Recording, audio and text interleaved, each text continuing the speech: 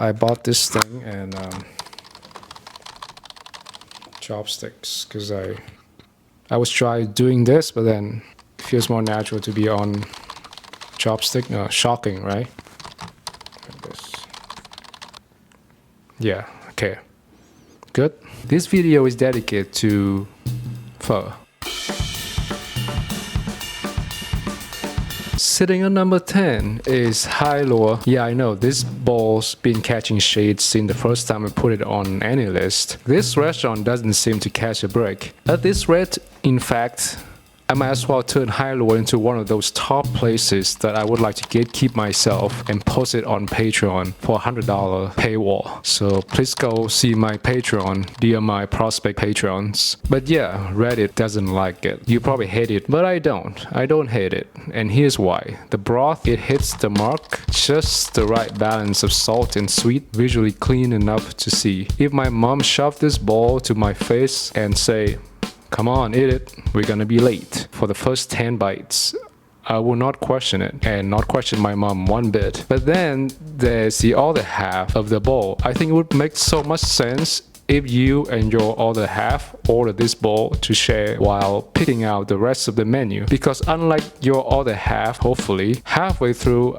I start staring at the table and hope for my other half of my life to finish this other half of my bowl. Too many noodles, not enough meat. Start to sound like a true comrades in the 80s. And please, ease up with the chopped raw onions. But here's the thing, this bowl represents this menu wholeheartedly, and it reminds me of home, of what my parents would throw together when nobody wanted to cook, and when I didn't dare to question. That nostalgia, this bowl earned that card and get into this list. So yeah, get to know me by going to Hai Luo and get this half-ass bowl. But I can't half-ass this joke any further.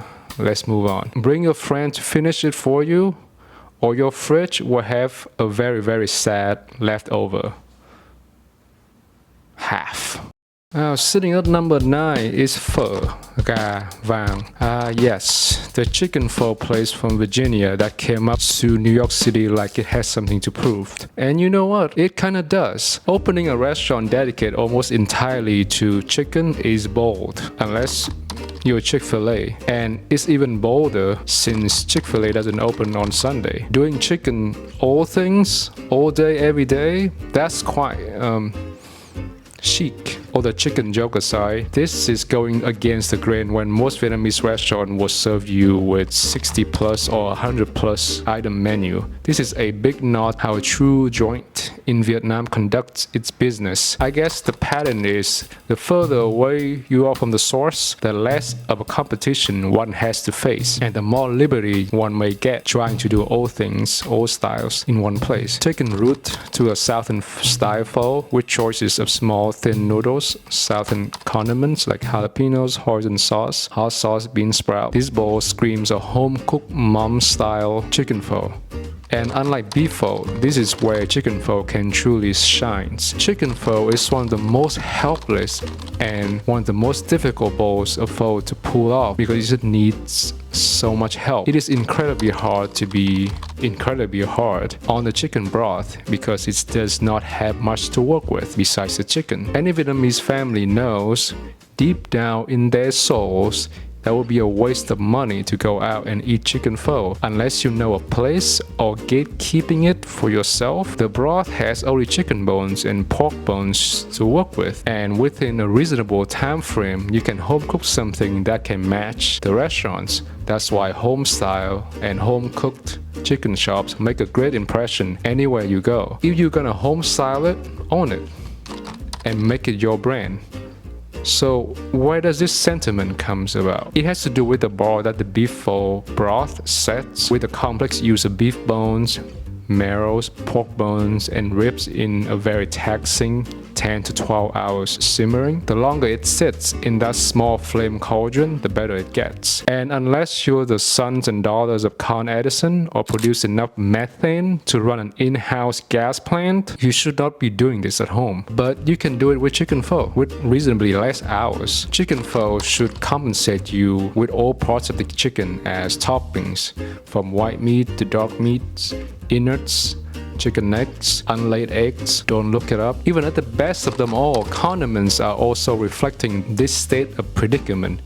Like in Hanoi, I think this is the only pho that the owner would serve you with these two condiments. It's salt and crushed black peppers. Does that speak any volumes to you? So where does Pho Ga Vang sit in all of this? It faithfully presented chicken pho in the most home style as possible. It takes pride in the fact that it utilizes a lot, if not all, parts of the chicken, and not shy from giving you all of it if you yearn for. Example like gizzards, livers. The epitome of this is unlaid eggs.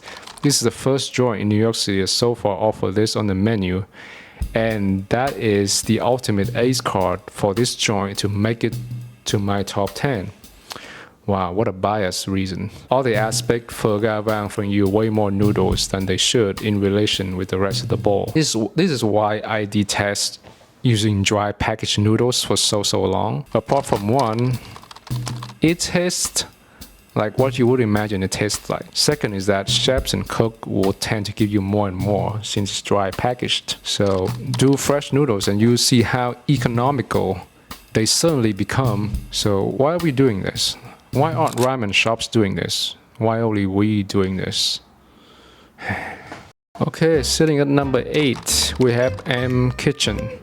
This place finally made me understand what Michelle Lin meant by a spot being worth a detour or even a special journey. And at $2.90 as of 2025 for New York's finest, aka the D train, headed to Coney Island, it felt less like a detour and more like a punishment, courtesy of our multi-$100 million deficit. But unlike the MTA, M Kitchen actually delivers big time. I know I'm 7 years late because New York Times already covered it, but hey, better late than never. This is a Southern style pho joint tucked in a unique little pocket in Brooklyn, surrounded by some of the city's more old school Vietnamese eateries. Yes, Avenue U, I see you. I will come visit you when I can conjure a not 90-minute detour. M's menu is tight, no fluff. Just a few key items, including 2 very strong bowls, Southern beef pho and chicken pho. So the noodles is small, round.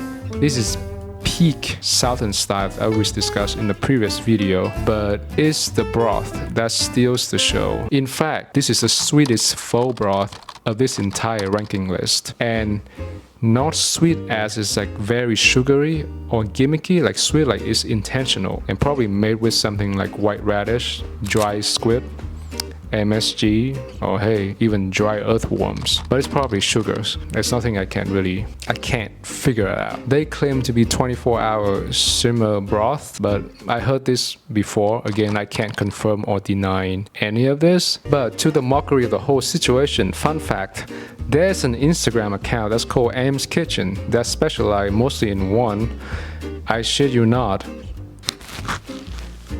dessert. So I'm just confused at this point. Alright. If that New York Times article was anything to go by, I believe rock sugar are featured in the cooking, very reminiscent of the Southern Pho, but it just works. Not just the sugar, but the bowl, the menu, and the restaurant. It works. Okay, sitting at number 7, we have Lily Vietnam Cookhouse, a brand spanking new entry popping up in the Upper East Side, a neighborhood that I don't usually associate with decent Vietnamese food. But hey, it's a first for everything. As of time of writing, Lily is currently sitting at number 20 on my restaurant list, but their pho took them to number 7 here on this list. You don't need a killer pho to be a great Vietnamese restaurant, and you don't need a great restaurant to serve a killer pho. Now, before we get into the broth and the beef, let me be honest about one thing. I was never a pho person growing up, as it is super hot for more than half the year in Hanoi. Eating pho never made sense to me personally, even in the early morning. And during the winter months, the steam and the smell would just linger on my school uniforms. School years were the years of anxiety and just preparing for the next thing. It is either high school entrance exam or college entrance exam, always looming over your head every week and essentially every morning. So starting the day early and in a rush on the back of a moped or eventually riding a bike pretty much rule out soupy breakfast for me. I like to eat on the go and save time, so sticky rice or simple bánh mì were my go-to choices. So that automatically regulates my relationship with pho to a Saturday breakfast with my parents. Getting back to Lily. Lily has similar menu style as Nom Nam. It covers a lot of basics, right, and give pho some love by offering traditional style pho, Hanoi bowl, which akin to 13. Being in the Upper East Side does have certain perks beyond muscling out your own merits. Surrounded by high-income household, relatively, it is not hard for this place to attract a lot of attention from New York City food influencers and content creators. Hashtag. And Lily leans on this heavily and it gains a lot of traction. Thankfully, they have their bowls of pho to back it up, in my opinion. These bowls dip their marrows in both Northern and Southern style camps with the elaborate choice of wide cut noodles, while giving you condiments from the south like herbs and jalapeno. The broth is rich and fat, very rewarding for someone without all the context what I was talking about in this video. Then this could be one of the best thing ever. Ignorance is bliss. Yet it still doesn't have that eggy aftertaste that I associate with a true pho broth. So yeah, call this bliss or call this opinion bias. This combination with a very generous cut of meat, sirloins, as I wish they offer more of a brisket and fattier cuts. Lily's pho is a reminder that even in a neighborhood like Upper East Side full of Pilates studios, you can still find a legit bowl that slaps hard enough to make you forget about your rent. Sitting at number 6 is Nha Minh, my house. I cover this exhaustively in the top 10 restaurant video because in my opinion, Nha Minh gives you the best chicken pho in the city. With all the reasons and difficulty I explained before in the Pho Ga Vàng entry, I think this chicken bowl is a better bowl. Yeah, that should be a punchline. And I should really not say anything more about this. But to fulfill my OCD, let me sprinkle out a few things. I think the broth is much richer and deeper of a chicken broth. The chicken is excellent. Granted, it is a smaller bowl than what would you get at Pho Ga Vàng, but the attention to details won it for me. The chicken parts are mostly white meat and dark meats without all the bells and whistles of the previous entry, but they are shredded to the portion with every bite. With the noodles. That's a very mothering thing to do. To garnish the bowl, a large number of chopped spring onion and cilantro on top, hiding partly the goodies underneath. There's some visual hierarchy when you receive this bowl, yearning you to dig in and start mixing them up. This took a page from 13 bowl where the noodles are nowhere to be found at the first glance. It is an enticing welcome and it makes an impression. I mean, this category of food always have a soft spot in me. Things like Lazi diced chicken with chili peppers or just good old fried rice. This bowl was a bang on the money that Nha Minh omitted beef pho entirely off the menu. Now I can't guarantee they did have beef pho or will have it in the future, but this along with the vegan bowl clearly capable of filling that gap. They're not even calling it chicken pho. They call it birdcage pho. Cool. Yeah, okay. Good. Alright.